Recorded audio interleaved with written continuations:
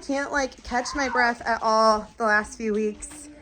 I just finished filming last week's video's outro, and then now we're rushing to eat a snack really quick because I gotta take my son actually back to the hospital. I'll explain about that in a second, but I'm breaking my 20-hour fast with a coffee Premier protein shake. So I have to take my son back to the hospital because so like his pediatrician office is like attached to the hospital, and he had a checkup and one of his blood levels came back weird and they want us to redo blood draw, and they're only open till 6. It's like 4:30 now, and yeah, so I'm just rushing to get him there, and we're gonna go do this, and I have to sit there and watch him cry because he's gonna get poked again, and it's just not gonna be a fun time. I'm also concerned because I don't think I put the roast in soon enough.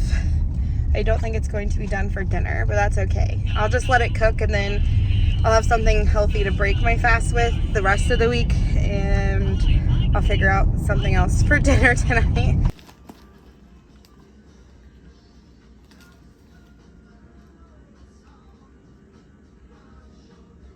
Alright, so tonight, because my roast wasn't done when we got home, it still probably needs a good 2 hours to cook on it.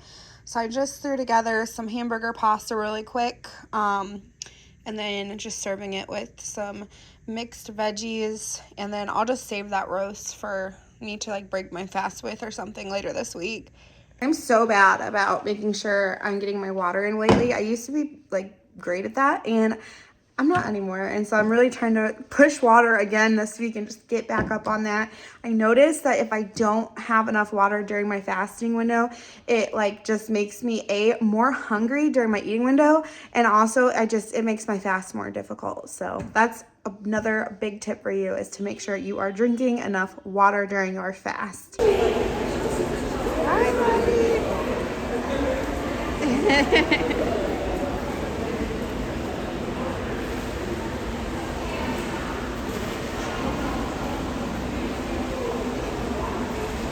So this is where I got my mole removed. So before anyone comments on it, that's what this is all going on. My skin like had a bad reaction to the tape that they put on it. So it looks a lot worse than what it is. My actual mole is healing really well. Anyway, I am on my way to a specialist about an hour from here. So I just dropped my son at my parents' house, and they're gonna watch him for the afternoon. And I know I mentioned to you guys a couple of times I had some medical appointments going on, and today is like my big medical appointment. So about a year ago, it was like the appointment right after I had my son, where they like check to make sure everything is like healing and stuff. It's probably a little over a year ago now. When I was at that appointment, they actually found tumors in my cervix, and they biopsied those, and it did come back that they contained cancer cells. And so I'm not really sure how all this works, because I wasn't diagnosed with cancer. Like, it wasn't full-blown cancer, but the tumors contain cells that were mutated enough that they were trying to turn into cancer. So they contain cancer cells, but I wasn't diagnosed with cancer, if that makes any sense. I feel it's super confusing, and the medical industry should really like revise how they term things. But anyway, at that appointment, I was told that if I did not have those tumors removed, it would be full-blown cancer within the next 6 months. Obviously, with them containing cancer cells, I would have had them removed anyway, but obviously I went ahead and had that surgery, and that all went really well. I was healed up from it and stuff, and my body doesn't have any cancer cells in it. So that is amazing, and I cannot advocate enough for ladies, go to your gynecology appointments, because I had not gone to mine in like 3 years because of the pandemic. So my gynecologist is attached to a hospital, and the specialist is actually in the hospital because it's like a huge like medical complex, if that makes sense.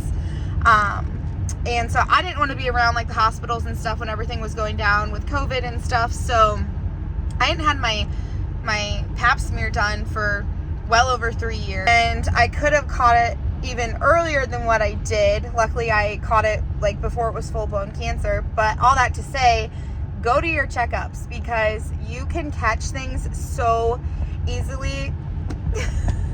Sorry, I just saw my husband. He's a plumber, and he just saw in his truck, and I was like, oh, and I saw him waving at me. That was funny. Gynecologist, sorry, back to serious talk.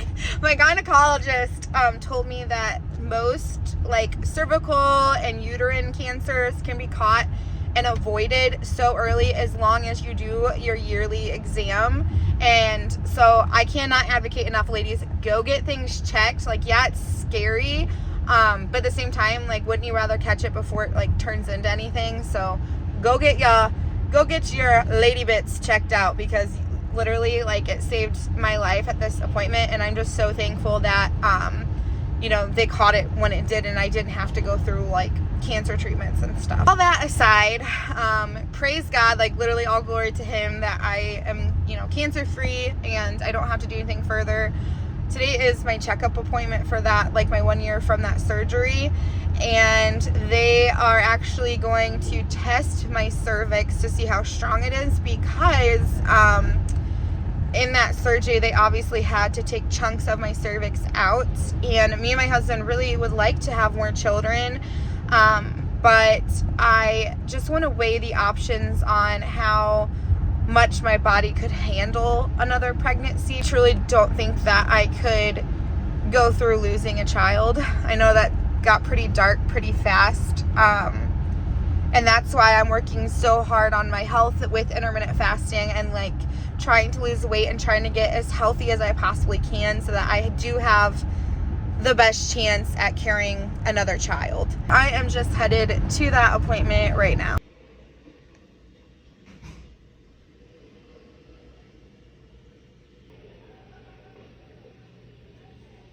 So I just got done at the gynecologist, and I'm really happy to report that there's no new growths or anything, so that's really exciting. Some answered prayers, and she said everything looks good. They did biopsy me one more time, and that will be, if that comes back normal, that will be my last biopsy, so that's really exciting too. But because I'm kid-free right now, I ordered some food from my favorite Vietnamese place, and I'm gonna sit in the parking lot of this and eat that. I'm picking it up now, so I'm about to pull in and get that and watch an episode of my favorite show because I'm kid-free for a second, and then I'll get back on the road to go home. So excited because they make this mango bubble tea with tapioca, and they like blend it, and like this is the only place I know that makes it this way around here, and this is an hour away from me, so I'm definitely indulging in one of these today. We actually used to live in the city that the hospital is at, and then when my son was born, we moved closer to my parents. We used to see this all the time, and now I like never get it. So I also got a couple of their spring rolls. You guys have seen me make these on my channel before, but these are definitely way better than what I could ever make. So I'm super excited to eat these. Okay, I am breaking my fast early today because I'm just hungry. So I fasted for 17 hours. I made another sweet potato skillet. This is my son and I's like absolute favorite thing right now. I make it once a week since the first week we made it. My recipe is in 2 weeks ago. I think it was in week 17's video maybe. And it's really, really good. It's packed with vegetables, and yeah, and my son loves it. And then I'm also just having a small little salad with some egg and cheese and croutons on it because that's all I had in the fridge, and I just wanted a salad. So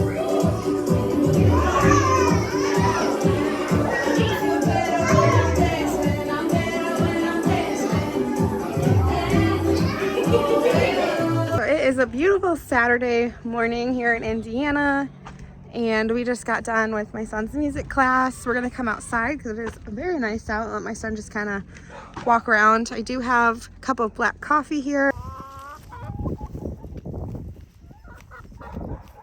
Hey, good morning, girls.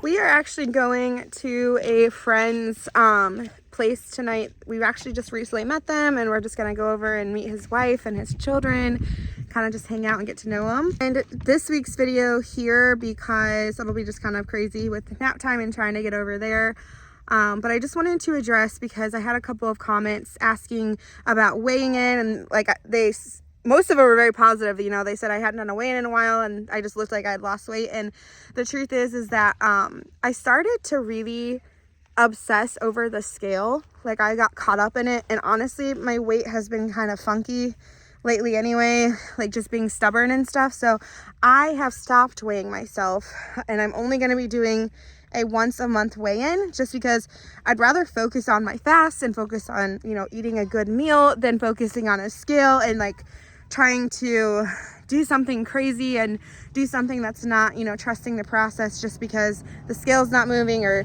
it's not giving me the number that I want. So I will be doing a weigh-in at the end of this month, but I think I'm just going to be starting to do like a monthly weigh-in. That way I don't get so caught up on a number, because ultimately, you know, this is about health. It's not about weight. I think weight is a factor in it, obviously, with your health, but yeah, I don't want to repeat what all I just said, but I hope you get what I'm saying. So thank you so much for watching. And yeah, we're on to a new week already. So catch you all in the next video. Bye.